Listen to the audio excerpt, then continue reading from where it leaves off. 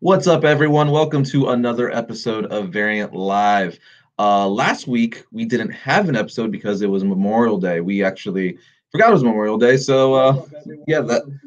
Sorry, I had my speaker on, so you probably heard double voices of me. Forgot it's Memorial Day, so we forgot to put out that, like, hey guys, there's not going to be an episode today because it's Memorial Day. But we're back here, and before I get into any of the news or comic stuff or movie stuff that's happened this week, I want to talk about the Deadpool giveaway because that we've been saying that in several of our episodes over the past week or two. That yes, the speaker is on my camera. That's not good. Hold on. Hold on. Let me switch that up. All right, let's figure this out. Sorry, guys, technical difficulties. Let's see, default microphone. This should. Do I sound better, guys? Do I sound better? Do I sound good now? Let me see in the chat before I get into that. Does my mic sound better, guys?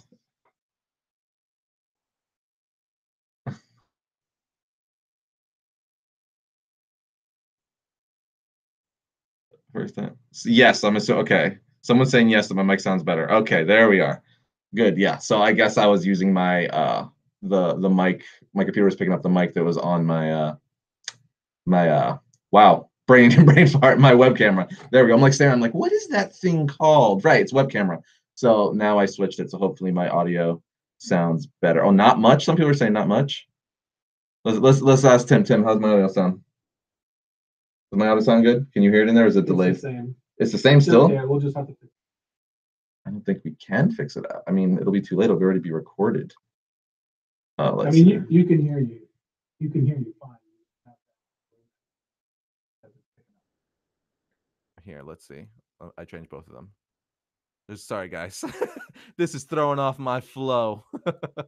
I think my computer. You know what happened? I updated my computer today, and I guess I didn't know I was going to change all of my settings. There it is. Okay, we're good. All right. I'm getting the word that I'm good, and it doesn't sound like poop anymore.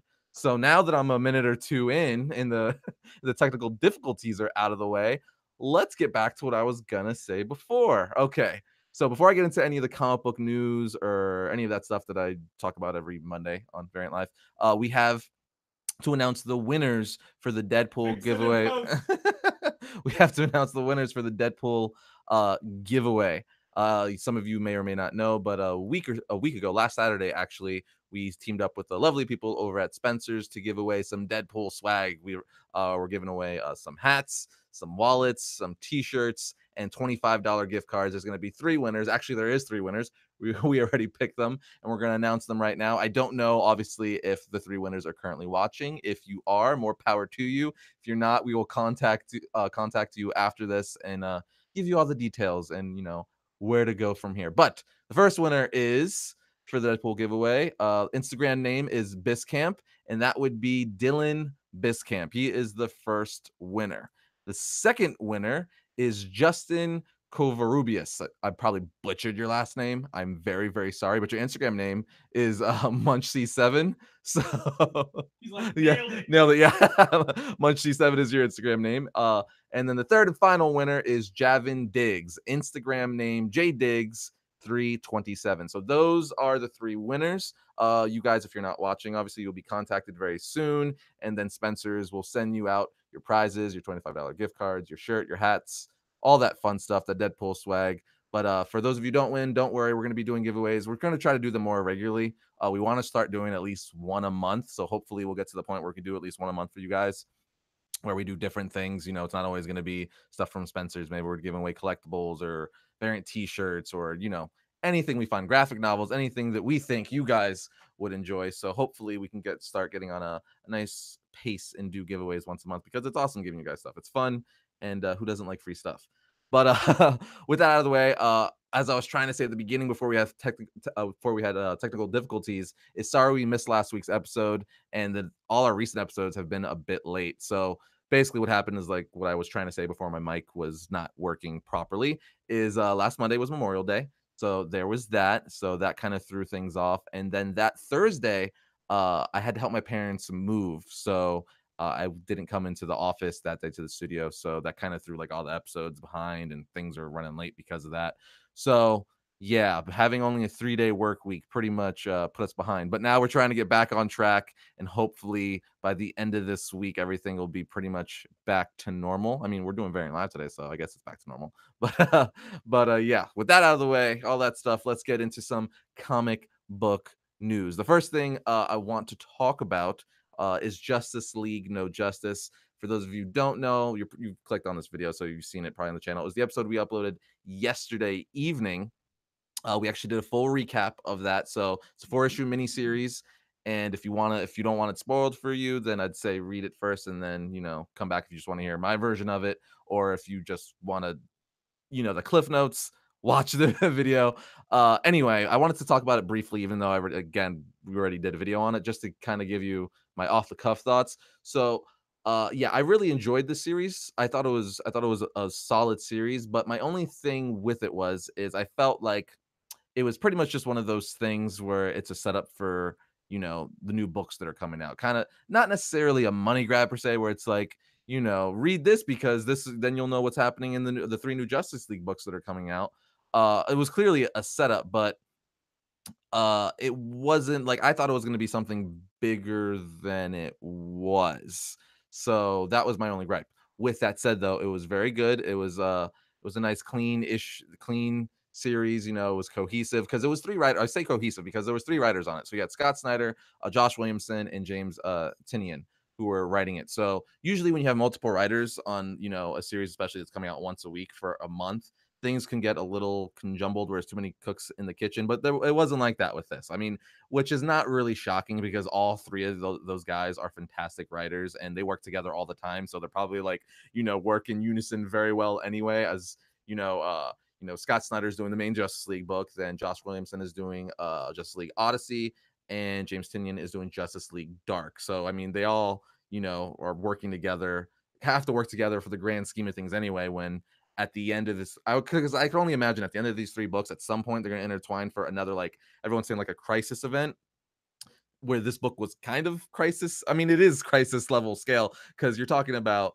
the source. Because basically, for those of you who haven't read it or haven't watched the episode of the recap that I put up yesterday, it's basically it picks up this spoiler alert for those of you who haven't read DC Metal or haven't read this. I'm gonna mention some spoilers, so let me just start off with that because I don't want you guys to be like, Arris, I can't believe you didn't warn me. So spoilers for Metal and Justice League No Justice. 1, 2, 3, go.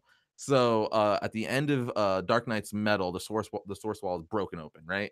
So there's a hand coming through it, and that's crazy because the source wall is like the end of the DC universe. It's never happened before, so it's like, what's beyond the source wall? And that's where everything in the DC universe is kind of going. Like, what is beyond the source wall? What's going to happen now? What kind of new threats are going to come? What do we have to do to prepare for these threats? And that's what this Justice League No Justice book and all the Justice League books and even the Justice League, yeah, obviously, even the DC universe as a whole is preparing for now, because this is going to trickle into everything a little bit because it's the DC universe. So that's what Metal and now No Justice is setting up. So pretty much it's like you have Dark Knight's Metal is what started all this, right? Because that's where the source wall got broken. Then Justice League No Justice is like, okay, well, this is kind of what's happening now. Brainiac has to show up because there's these threats coming in. These Omega Titans is like the first threat that's coming by, where they're basically these 4 brothers, and they're based off the four teams that are formed within Justice League No Justice, right? So each of them have like there's Wisdom, Mystery, Wonder, and Entropy. So they basically are all based off of that, and they inject their energy or their force into a planet to see, after years, which planet is thriving the best, to see which is the strongest force. So then that's how the teams are like divided up to Wisdom, Wonder, Mystery, and Entropy. So that's how that I know it's kind of confusing. I'm saying it kind of fast, but if you want to know more in a more cohesive manner, just watch the video that's up. That's literally before this one that went up yesterday. But basically, that's what happens. And by the end of the miniseries, we find out that this is just one of many new threats. So this was like a massive. I mean, literally in the book, Etrigan is saying that like these Omega Titans literally see characters like Superman, Martian Manhunter, Dr. Fate like as fleas, like gnats, flies. That's insane because those are like the heavy hitter heroes in the DC universe. So these characters are like insane, and that's just one of the threats that's now arisen because of as Guy Gardner said, them breaking the damn universe, the Justice League, which is one of the best lines in there. He's telling Hal, he's like, because Hal's basically like, it's just a crack in the wall, and Guy Gardner's like, really? Do I really have to spell it out for you, Hal? You and your Justice League buddies broke the damn universe. Brilliant, brilliant line. Anyway, so with that said, at the end of issue 4 of Justice League No Justice, it's basically like now they have to prepare for all these threats coming in, right? So, because they don't know, you got things like Omega Titans. What else is going to come? There could be something even crazier than that. Something that's, even half that powerful would still be nuts. So the Justice League has to expand. They have to, bring in new heroes, team up with old enemies, old allies, and just, prepare for the worst and all this stuff. And in between all this, Amanda Waller, basically kind of screwed things up, or well, she did screw up a lot of things in the book, and she, again, spoilers, she inadvertently killed Brainiac. Is he really dead? He's not really dead, but she basically is like that, she's trying to better mankind, but she's kind of also the villain because she's not staying out of the hero's way. It's like everyone says, it's like, there's Amanda Waller trying to be smarty pants annoying again. But anyway, she now knows like all the mystery because she hacked Brainiac's mind. So she knows all the secrets of the universe now. She knows everything Brainiac knew. So now she has all that information. So what's she going to do? We know she was already paranoid and didn't like heroes and, metahumans as it is. So what is this going to mean for the DC universe going forward? Because she was already a pain in the butt when it came to all that stuff and didn't trust any of the heroes and anyone with powers. So what is that going to mean going forward? We got new teams out of this to prepare. So we got Justice League Odyssey, which they're going to be the space division. Darkseid is on the freaking team. That's insane. I'm curious to see how that's all about. Clearly, it's going to benefit him in some way to work along, the heroes. So that's crazy. He's on the team with like Cyborg, Starfire, and Azrael, and I forget who else. Jessica Cruz, Green Lantern. So that's crazy. Just who would you ever think just that the freaking Darkseid was going to be on the Justice League? That's just a crazy concept in itself. The Justice League Dark is revamped. Everyone, it's one of the fan favorite Justice League teams and titles over the years because it deals with the mystical dark sides of the DC universe. So we got Wonder Woman leading that team now. You got Detective Chimp on there. Swamp Thing is back. Zatanna, all kinds of fun stuff. So I'm curious to see what this happens. And then you obviously have the main Justice League book, which Scott Snyder is writing, where you got your Batman, your Superman, and all that stuff, your Hawkman, Hawkgirl, all that good stuff, Martian Manhunter. One of the craziest things, I'm going to try to wrap this up because I got other stuff to talk about, but one of the craziest things that came out of this book I want to say is that because of all these new Justice League teams and all these heroes arising to protect the universe for all these new threats that are going to be coming through the source wall, is he gave Oliver Queen, Green Arrow, a box. In said box is basically, the the blueprints, I would say, or just the blueprints on how to defeat the Justice League if they ever went too far. Basically, they Tower of Babeled it. So how like Batman always has contingencies to take down anyone in the DC universe or the Justice League, or in Tower of Babel, the Justice League. He has a contingency for that. Well, they basically did this. Martian Manhunter gave said contingencies to Oliver Queen to take down the Justice League in case they ever step too far or get out of line. So pretty much everyone's like saying now, it's like, did Oliver Queen, the Green Arrow, just become the most powerful character in the DC universe? Because in that box, he has the contents and, the knowledge in there to know how to take down every single member of the Justice League. So that's just crazy in itself. Like, they freaking full on gave him Tower of Babel power, because again, in that story, it's all about Batman having contingencies to take down the Justice League, and the Justice League gets mad at him because they find out that, he's keeping the secret. Yada, yada, yada. Different story. But anyway, Justice League No Justice as a whole, really fun book. I recommend you read it, or even if you watch the recap that went up yesterday, I still recommend you read it because there's, again, like me telling you the story, giving you like an overview is not going to get all the little tidbits and cool stuff in there. So I would recommend reading it for yourself so you could read lines like, he broke the damn universe and all that funny stuff. Starro's also in the book. Fun times. But with that said, let's move on to Batman White Knight, another great comic that came out that it finished like a week or two ago, but I didn't talk about it, and I don't know why, because that is not probably, it is one of my favorite comic books coming out right now. So Batman White Knight is pretty much, I don't want to say like it's a love letter to Batman, but it acknowledges, but it kind of is in a sense. In a lot of ways, okay, I said I don't want to say it, but it is in a lot of ways, because it basically takes like all the best aspects of like any version of Batman you love. Like, so you got like, the Keaton Batman, you got the Nolan Batman, you got the Batman animated series, the Arkhamverse stuff. Like it takes all that stuff and incorporates it somehow. Like in this book, like you see like every Batmobile from the TV shows and movies. You have the Keaton Batmobile, you have the 66 Batmobile, you have the Batman the animated series Batmobile, you have the Tumbler, you have all that stuff, and it's very cool. And like the Gotham PD is using them, so they're all driving them at the same time in at like two issues, I think. Just really cool. Anyway, for those of you who don't know what the story is about, I'll give you a really brief summary of what the story is about. Basically, uh Joker is cured and he's no longer the Joker. And he flips it. He somehow turns Gotham on Batman, saying Batman is the enemy through X, Y, and Z reasons. Reasons are really awesome, and they actually made me be like, maybe Batman is the bad guy.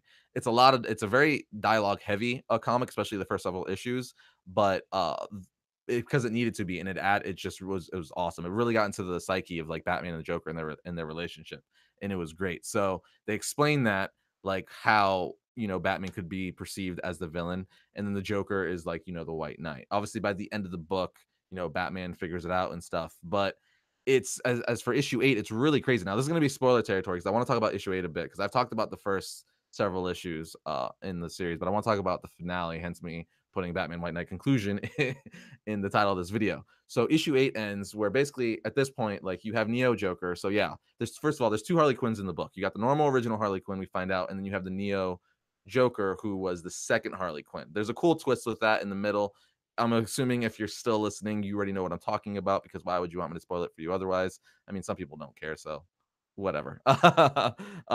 Either way, yeah, there's 2 Jokers. So you got the Neo, so the current Joker now, you have the original Joker, and then you have the Neo Joker, who's basically she's basically trying to take over Gotham and freeze it with Mr. Freeze's technology and stuff, to be like, hey, come out, real Joker. Like you're not Jack. I want you to be the real Joker again. That's your true like self.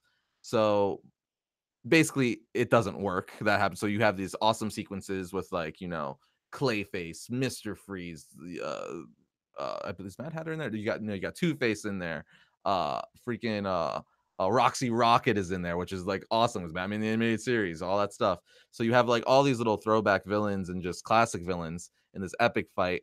And basically at the end, you realize that the Joker was only cured because Harley Quinn was the one who cured him, because she loves him. And now I'm giving you like literally like it's way more detailed than that. And again, you'd have to read it because this is literally just telling you how it ends. But the way they get into like the minds of these characters, that's what I like so much about this story. The way they get into the minds of these characters is just awesome. And I literally can't just repeat it to you, because it's one of those things where you have to read the dialogue, because the way it is written is, just that's how you should interpret it, just because it's like it's one of these you have to read for yourself. Like I could tell you how it ends, but it's not going to be as cool. It's not like, oh yeah, at the end of Justice League No Justice, blah blah blah happens. Like, this is like I could tell you, but it's not going to hit as hard. I mean, same thing, it's like that with almost everything, but this one in particular, I feel like you have to read. So the more I think about it, I'm like, maybe I can't really tell you, but basically that's what happens. You find out that she did it for X and Y reasons. They even at the end of issue 8, the Joker and Harley Quinn get married, but as he says I do, he turns back to the Joker again, which is this whole really cool scene. And then throughout the series, you see that Nightwing, Batgirl are doubting Bruce, because he's like the only one's like, no, I don't care. He's not, Joker's not good. Joker's always a Joker. He's tricking us. You don't understand, because Nightwing, Commissioner Gordon, and Batgirl are like, well, maybe he has changed. And Batman's the only one like, no, he's the Joker. He hasn't changed. And Batman was right. Joker was planning all this stuff, and Batman stayed true, even though his family and Commissioner Gordon, everyone's like, yeah, no, maybe you're crazy. Batman wasn't crazy. He's Batman, the world's greatest detective. Of course he's going to be right in the end. But at the end of the issue, he reveals himself to Jim Gordon, and that's how it ends. Now, this was originally supposed to be, I believe, a 6-issue miniseries. Then they extended it to an 8-issue miniseries, and then they're like, hey, no, this book is so good and fans are loving it so much that we're just going to keep going. So I believe there's going to be a second half to it, and I cannot wait to read it. So yes, it's one of my favorite comics, and I love it oh so much. So yeah, there's that. But moving along, what else do we have here? Yes, we have, okay, so going to so I guess some of the big news of today. is The Walking Dead. Andrew Lincoln is leaving The Walking Dead after what, 8, 9? It's going into the ninth season, but after he's leaving after this, he's going to do several more episodes in this upcoming season, and then they're going to phase him out. So a lot. I mean, I don't watch The Walking Dead anymore. I'm going to be honest. I fell off. I kind of got boring for me. I'm like, I'm not interested anymore. I just didn't care anymore. I'm gonna be blunt with you guys. I'm gonna be real. I honestly didn't care. So I haven't watched it for the last like 2 or 3 seasons. I fell off like at season 6, 5 or 6. So for me, I'm like, yeah, but it's a big thing because people, the show's been around forever. I love the first several seasons. It wasn't until around season 5, like I said, that I was like, it's just got too repetitive. I just didn't care anymore. But yeah, that's a big thing. He's the main character, so that's nuts. And now because of that, they're offering Norman Reedus, who plays Daryl, $20 million to fill in for the lead role, which is crazy. That's literally like movie blockbuster budget. That's like, oh, you're getting paid $20 million to play Star-Lord in freaking Infinity War. Like that's a lot of money to get paid $20 million for a TV show. That's ridiculous. That's what that is. So sorry if I know that's been, all over the news websites today, but if I was the one to break that to you and you are a Walking Dead fan, I am very, very sorry. But yes, Rick will be gone after this season. He's apparently only going to be in a few episodes this season. So yeah, so I don't know how they're going to kill him or what they're going to do. You can imagine they're just going to kill him somehow. So yeah, there's that. Also, staying into this is movie news. So going into movie news, we have Logan. I know this is old, but we missed last week, so I want to talk about it. We're getting a Boba Fett movie. That was announced the day that Solo was released. And not only we're getting a Boba Fett movie, we're getting a Boba Fett movie written and directed by James Mangold. Now, if you don't know who James Mangold is, have you heard of a little movie called Logan? Have you heard of a movie called Logan? Yeah. He directed and wrote that. So yes, that was a fantastic movie. And I know Boba Fett is a huge fan favorite for the Star Wars franchise. So hopefully this movie will be amazing. I mean, it's James Mangold doing a bounty hunter film. Yes, I'm in. That's like, I mean, what else am I going to say about it? I mean, James Mangold, wrote and directed Logan, fantastic movie. And now he's doing a Boba Fett movie. He's doing that's right up his alley. It's like it's a bounty hunter. So I am all in. But that's going to lead me into my next transition into talking about more in-depth thoughts on Solo. With that, I'm all in. But as you guys know, I was never big or excited for the Solo movie.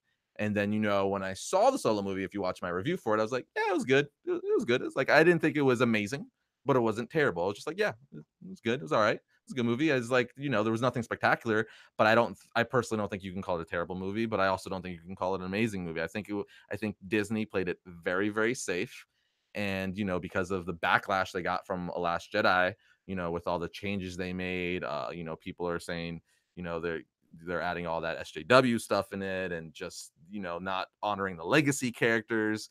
So, it's because of that, Solo is not doing the best at the box office. Now, comparatively, it's not doing the best because, I could say, I believe it made in the first weekend just under 200 million or a little bit over, which, I mean, that's a lot of freaking money. But with that said, not for a Star Wars movie. These Star Wars movies, these Marvel Studios movies, they're making like, within a week they're like over, they're boarding like $600-700 million. So for a Star Wars movie, that's pretty weak. If you're talking about just some, like like the movie It, which is also good, like that would be like crazy because that budget's only, like $50 million, where you have a Solo movie is probably like a $200 million budget. So for Star Wars movie, that's not the greatest. I believe they said in the second weekend it had a 65% drop off, which was pretty nuts. But I think I think it says a lot that fans were so fed up with The Last Jedi that they're like, yeah, we're not gonna see this movie. Like no one was really giving it a chance. Like you guys know, I was not even excited for it. I was like, yeah, I'm gonna see it. Just I'm gonna review it to tell you guys what I think and stuff like that. But I wasn't like, yeah, like I was for Deadpool. Like, oh, I want to see Deadpool, or like I was for Infinity War. Yeah, I want to see that. Just like, yeah, I want to see it. I didn't think it was as bad as I thought. It wasn't as bad as I thought it was gonna be. But I think it's telling that a lot of fans are pissed off from The Last Jedi. Like, yeah, I'm not gonna see it. So they're boycotting the movie, and I'm very curious to see Yeah, they're trying to raise Star Wars fatigue. I'm very curious to see where it goes from here. Because I mean, Star Wars fatigue. What we've had: Force Awakens, Rogue One, Last Jedi, and now Solo. So I mean, you could argue. I've heard arguments where people are saying that there is Star Wars fatigue, but then people are like, well, how come there isn't Marvel fatigue? And then they're like, because Marvel, you have so many different characters. Like Black Panther is a completely different movie than Doctor Strange because they're completely different characters. You know, Iron Man is completely different from Guardians of the Galaxy, so they feel like completely different movies. Where people are saying Star Wars movies, they're like, yeah, it's all kind of feels the same. The Force, Jedi's, Sith like characters, spaceships. So I mean, okay, one, but I still am not buying it because if these movies were awesome, there's no way you can tell me if these movies were, amazing, Star Wars fans wouldn't be eating it up and these things wouldn't. I mean, again, they're making, yeah, yeah, they still, yeah. I was just gonna say that they're still making a crap ton of money. I'm not taking that away from them. I'm just saying, is this possibly, where this Disney age of Star Wars is going?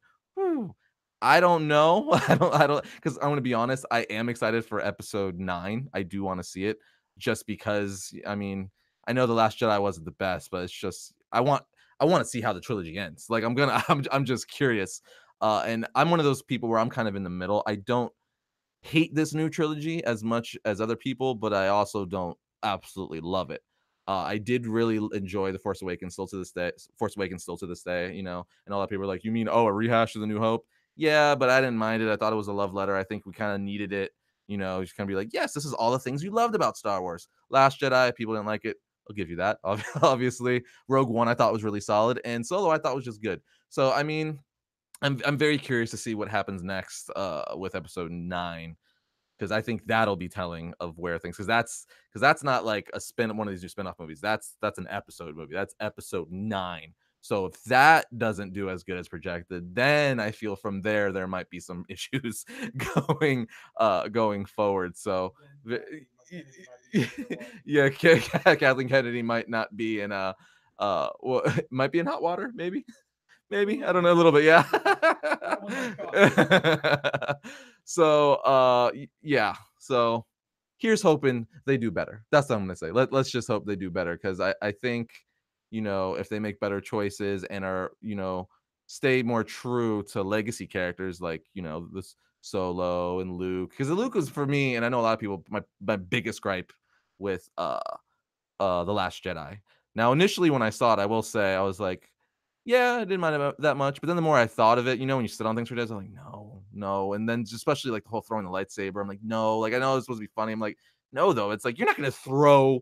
Really? That's like the hero lightsaber, and you're just gonna no, no. I'm not gonna get. Yeah, I'm not gonna go down that road though. Yeah, yeah. It was just annoying. Just a lot. Like there's just lots of things, and Luke didn't have to die. Just no, no. Also, I was saying this yesterday. If Tico didn't stop Finn, Luke wouldn't have had to die. He wouldn't have had to. He would be alive. That's all I'm saying. So I'm leaving it at that. I'm not gonna get any deeper. That's all I'm saying about that. Um, but yes, hold on. Let me pull up gotta pull up something real quick. Yes. Yes. Yeah. Oh, that's right. Yes. Darth Maul in freaking that. Okay, so yes, that is what's funny. It's the coolest part. It lasted like 30 seconds to a minute. Anyway, yeah, there's a big, so obviously this is a spoiler territory. So yes, Darth Maul shows up at the very end of Solo, and it's freaking amazing. He also, I don't know if how many of you guys noticed, he also had an Inquisitor lightsaber, which is awesome because this takes place, it's obviously before Rebels. Well, I'm not quite sure where in the timeline it takes place. I'd have to look that up, and I don't want to spit something out and someone be like, wrong, Arris. But yeah, anyway, this is because I don't want to spoil Rebels, but this is before Rebels, after Phantom Menace. So obviously, because he didn't really die. If you guys know, he didn't really die after Phantom Menace. He got cut in half by Obi-Wan, but he came back, had robot legs, all that stuff, and then he's alive in this movie because it's in between that. So anyway, he was just one of the coolest parts. So I'm hoping, because there's rumors that this is going to be a trilogy or they're going to do 3 movies. So if they do a second solo movie and Darth Maul is the main villain, like the main baddie, yes, then I will be excited because you can see right here, Darth Maul, love that guy. Him and Darth Vader right there, 2 favorite Sith Lords in all of the Star Wars franchise. So I'd be super stoked for that. So yeah, cannot forget that. Moving on though, talking real quick, get stuff out of the way. So Andy Serkis might be in the Batman movie directed by Matt Reeves. He wants to be in the Batman movie directed by Matt Reeves. He came out a week or 2 ago saying that he would love to be a Matt Reeves Batman movie. Obviously, because Matt Reeves directed all 3 of the new Planet of the Apes. Well, not all 3. I believe he did the last 2. He did the second 2 Planet of the Apes movies, and so they probably have a good relationship. But could you imagine Andy Serkis being in a Batman movie? That'd be awesome. Also, it's rumored that the main villain for the Batman movie is going to be the Penguin. So could Andy Serkis be the Penguin? I think so. Put him in a little, like, get a little fat suit, give him a beer belly or something. I think he can pull off that like gangster, because we would probably get a Penguin that's like the Penguin from Batman the Animated Series, where he's like that mob boss, or like even towards like Batman of the New Adventures, he's like a crime mob boss, where he's just this crazy like noir feeling. I don't know, because there's Matt Reeves says he's going that detective route. So imagine like a very noir, crime centric. You have this crime lord, the Penguin, ruling Gotham, and then he's like the main villain, but then we still could get like side villains. Like imagine if we got like, I would say Killer Croc. He was already in Suicide Squad, but I feel like we can get a better version of Killer Croc because I feel like he wasn't done justice in Suicide Squad. But a better Killer Croc would be cool. A Scarecrow. A good Scarecrow would be awesome. Clayface. Oh, I love Clayface. I know people are saying maybe Andy Serkis will play Clayface because he's like the motion capture king. So that could be really cool. But yeah, Andy Serkis, I want him to be in everything. And hi, Tim. You're down on the floor. Say hi, everyone. But yeah, I think he could be do anything in the Batman movie, and I'd be super stoked. So yes. Yeah, he made a cameo. But let's move on. Also, Cloak and Dagger is coming out this week. Yes, and you guys will be getting a history of episode of Cloak and Dagger. I know you guys have been asking that forever. It's coming out Thursday, I believe. The episode should be up Wednesday, and you guys could learn the comic book history of Cloak and Dagger. But before I wrap this up, I do want to talk briefly about My Hero Academia. For those of you who know, every week we watch 2 episodes of My Hero Academia for the last few weeks. If you're not watching it, or if you want to watch it, you could do so by going to the link in the description below, or going to vrv.co/variant, and then you'll get a free 30-day ad-free trial to watch all the anime your heart could desire for 30 days free on us on Verve. But anyway, spoilers for My Hero Academia. Now I am not current. I'm a few episodes behind, but I'm going to talk about the episodes I did watch. Now, last I watched, basically all of our heroes, our heroes in training, are basically fighting all these villains in the forest. Now, I don't know exactly what episode it is, but it's the episode after Deku basically destroys his body after defeating that big muscle guy. I forget his name. There's so many names and new characters that are introduced this season that I don't know all their names yet, so sorry about that. But that after defeating that big muscle guy, so now you have him and all his friends trying to basically get out of the forest. And then it's not that easy though, because they're fighting a lot of these new villains, which there's this one girl, I forget her name, basically she sucks people's blood out and like has this weird love relationship. Like she thinks sucking people's blood out with needles is like sexy. I know it's really creepy and weird, but that's how she is, and it makes it creepier because she has like a little girl's voice, so it's even creepier. Yeah, so she does that. But basically we learn that these villains are trying to take Bakugo away because they need him for X, Y, or Z reasons. And the whole time, Deku is trying to stop that from happening, but all these keep villains appearing, and eventually they get Bakugo and take him away. Now, I kind of summed up like 2 episodes really, really quick, but that's what happens in a 2-episode time frame. And I haven't watched the episode after that. I know there's, I believe, an episode or 2 after that. And some of you guys are like, "Yeah, I know this happens. This happens." I don't want to know. I'm not going to look at the comments. I'll talk about it next week. But thus far, season 3 as a whole has been really, really cool. I'm loving these new villains that they're introducing. Now, again, I don't have the names of them. I don't know their names off the top of my head, but they're pretty freaking awesome. There's this one guy who's basically he's a magician, and he basically fakes all them out, and he's the one who steals Bakugo, like, Fire Fist guy. And yeah, it's really weird. His power set is pretty cool because like he can catch people, I guess, in like these weird orbs, but he's like not a fighter. He's like an illusionist, so he basically beats you by. It's kind of like Mysterio in that sense. He beats you by like tricking you, which is really cool and interesting. But that's season 3. That's the last 2 episodes we watched thus far. I watched them. I was supposed to talk about it last week, so they're not as fresh in my memory. I'm going to be honest with you guys as they were last week because it's been like 2 weeks since I've watched them. But I will say, as a series as a whole, it's really, really solid. I don't think thus far of me personally, I'm liking it as much as season 2 thus far, but towards once these episodes that I currently watch, it's starting to get better for me. And I think it's only on episode like 8, so there's like 20 something episodes in the season, but it's been really solid as a whole. I just personally, yet I don't think I'm enjoying it as much as season 2. I will say that. But if you want to continue watching it with us every week, all you have to do is click the link in the description below. Go to vrv.co/variant. You go to free 30-day ad-free trial, and then you can watch it. And all the other animes like that are out there, like, I don't know, Attack on Titan, Dragon Ball Super, Freakazoid is on there. They put some other 90s American cartoons on there and stuff. But yeah, that's that. With that said, I'm going to open this up to a Q&A real quick, and then I'm going to wrap it up. Cold Bold says, talk about Doomsday Clock. I actually haven't read the latest issue, so yeah, I can't talk about that real quick. So yeah, I have to read it this week, so I'm sorry. So I will read that. Hold on real quick. Sorry, I'm getting a text from my wife saying help, and let's hope that's not serious. Oh, live streams. Like that. So my house alarm goes off, and then I get something that says help. Let's see. Sorry, guys. I just gotta watch this real quick. Watch something really bad that happened. You're seeing this in real time. Now you all are like, no, this just got more interesting. What are you talking about? Okay, no, it's just her coming in the house. I have a doorbell camera so I could see if people are being shady.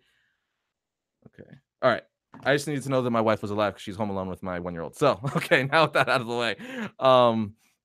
Yeah, Q&A. Let's see. When do you think we'll get Aquaman trailer / official poker? I don't know. I thought we were gonna get one around this last Warner Brothers movie that just got released recently, but I guess not. So that's pretty crazy. I have no idea. I hope soon, maybe, because it's coming out this year. So it's kind of weird we don't even have a teaser for it yet. I have no idea. I hope soon. So yeah. Epic says VR is only in the US. Tim, do you know if it's only in the US? I can't confirm. Verve, is that only in the US? I can't confirm or deny that. Worldwide. Boom. There you go. So Verve is worldwide. Exuberant Comics, Doctor Doom or Darth Vader? I'm gonna go Vader. I love Doctor Doom, but my heart is closer to Vader just because I've been watching him, in the original trilogy since I was like 8. Let's see what else. What are your thoughts on DC's new age of heroes? From Alex M. You mean no, I'm not gonna be mean. Don't be mean, Arris. Don't be too mean. They're okay. I mean, they're clearly like, I don't know if they're doing it on purpose or not, but it's clearly like their versions of Marvel characters. Like Sideways is like a Spider-Man type character. Damage is like the Hulk type character. The Terrifics are pretty much the Fantastic Four. Silencer is like the Punisher. So yeah, it's all right. Tim lied. Way to produce lies. So no, Verve is only in the US. Sorry, Epic. Sorry. But yeah, I mean, the new age has been okay. Let's see what else. Hold on, my wife is finally replying to me. Live TV. Oh, she's just wondering where I am. I'm talking to you guys. All right. Let's see what else. Thoughts on Flash War. Okay, I'm just gonna say it right now. I'm behind in my comic reading. I just got up current with No Justice. I just read like 10 issues of Batman to get up to date with that. My next one is gonna be Flash because of Flash War. I'm trying to get up to date with all the big event stuff first. So I did Batman first to get up to date with the wedding that's gonna be happening soon. I did No Justice League, No Justice because that was a current big event. Now I'm gonna go into Flash War and get current with that, and then I'm gonna start reading Man of Steel 1 and all the Superman stuff. So I'm trying to get all the big stuff out of the way, so I can talk about that with you guys because I know you guys want to know about all the big event stuff, and then I'll start trickling down to the other, I don't want to say not so important titles, but the other titles that are not that I love that aren't having big event stuff. So, but with that said, I'm behind, so I also can't talk about Flash War. But maybe I'll catch up this week and talk about that next week because I know there is some cool stuff going on and a new force that's been introduced to the Speed Force or something that's kind of like it. I don't want to spoil it, but yeah. Let's see. Hellboy versus Superman. Superman.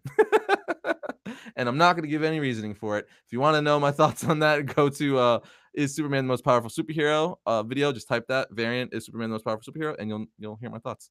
All right, I'm gonna do 2 more questions. Get out of here. Marcus S. Opinion on the Predator teaser. Yes, I liked it. I'm not completely sold. I love the Predator and Alien franchise. I'm I'm I was born in 87, so I'm like kind of an 80s kid because I was still really young. But my dad, as I got older, would show me all these movies and I would see them on TV and stuff. So I love the Predator franchise. I love the Alien franchise.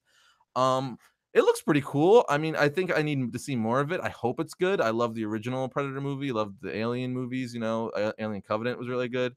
So I hope so. I hope it's good. From what I've seen thus far, it looked pretty cool. But I need a full blown trailer, and then I can give my final thoughts. But I feel like trailers, like it's so rare where you watch trailer like, oh, that looks stupid, because like they're showing you all the best parts from the movie. So like that's kind of why like we don't review trailers that much anymore, because like obviously the trailer's gonna look cool. I mean, like they're gonna show you the best parts. So yeah, that's my thought on that. All right. Do. No, like for real. Where do you get your t-shirts from? I get this current one is from Walmart. 750. Yeah. Uh, but I get the majority of my t-shirts though from Jack of All Trades clothing. They've been sending me my t-shirts for years. So if you guys want to get some cool comic book t-shirts, you go to jackofalltradesclothing.com. There you go. All right. Well, that wasn't I mean, I guess that was a question. I had a question mark. I'm still gonna answer one more. Let's see. Dun, dun, dun, dun, dun, dun, dun, dun, dun, dun, dun, dun, dun, dun, dun, dun, dun.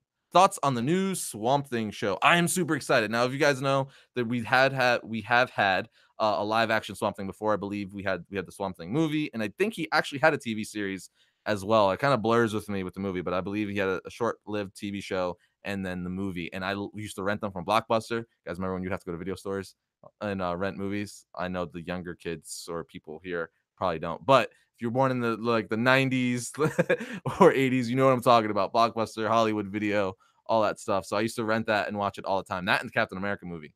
Horrible Captain America movie. But it's all we had at the time. We weren't spoiled like we are now with all these awesome superhero movies. We had to take what we got and like it. But yeah, I'm very excited. Swamp Thing is, I wouldn't say he's one of my favorite characters, but he's one of the characters that intrigues me the most. Like I think he's just so interesting, and the green aspect where like he is the earth, like he could kill everyone on earth. He is the earth essentially, you know what I mean? So I'm very curious to see where they go. The budget, I hope it's good, because I feel like with Swamp Thing you have to have a really good budget to do that properly. So here's hoping. I'm very, very excited though. If for all the DC shows that are coming out, Swamp Thing, I really like that. Doom Patrol, I'm very excited for that. I feel like that could be cool if done right. It has to be kind of darker. I think someone like Guillermo del Toro, like it kind of needs that feel, because they're like oddities, they're freaks, they're powers, but they're trying to use their powers to help mankind. So I think if done right, that could be cool. Obviously, Swamp Thing, I'd love to see that good. Teen Titans, or Titans, sorry, was fantastic. So yeah, I'm excited for all the shows, and why would I not want them to be good? So hopefully they're good. I think Swamp Thing was a good choice though, to not, just do like the obvious stuff like the Supermans and stuff like that. You know what I would like to see though? You know what I think would be really, really cool. I don't know if they'd be able to pull pull it off or not, but I mean, I guess they're doing Swamp Thing, so maybe in Doom Patrol, a Justice League Dark show. That would freaking be awesome. Because think about it, if you're already doing a Swamp Thing show, you can establish him there, and then just later on introduce people like the Frankenstein's monster, Constantine, who else is Zatanna, like Dr. Fate could fit in there, Dead Man, like yes, I would love that. I would watch the crap out of that. But that's my thoughts on that. With that said, guys, I've been rambling probably for like 40 minutes, I think. So I'm going to wrap this up. But remember, If you haven't checked out the latest episodes on our channel, we put up Justice League No Justice recap. You could watch that. 8 minutes long. It'll tell you everything you need to know about Justice League No Justice. We also put up a solo review. You can see my more concise thoughts of that, where I'm just focusing on that. And then this Wednesday, we're going to be putting up a history of Cloak and Dagger, as I said earlier, because the TV show is releasing on Freeform this Thursday with a 2-hour premiere. And a lot of you have been like, Cloak and Dagger, talk about it. I want to know about the comic book roots. So I listened, and that's what you guys are going to get. But until Wednesday, see you then, guys.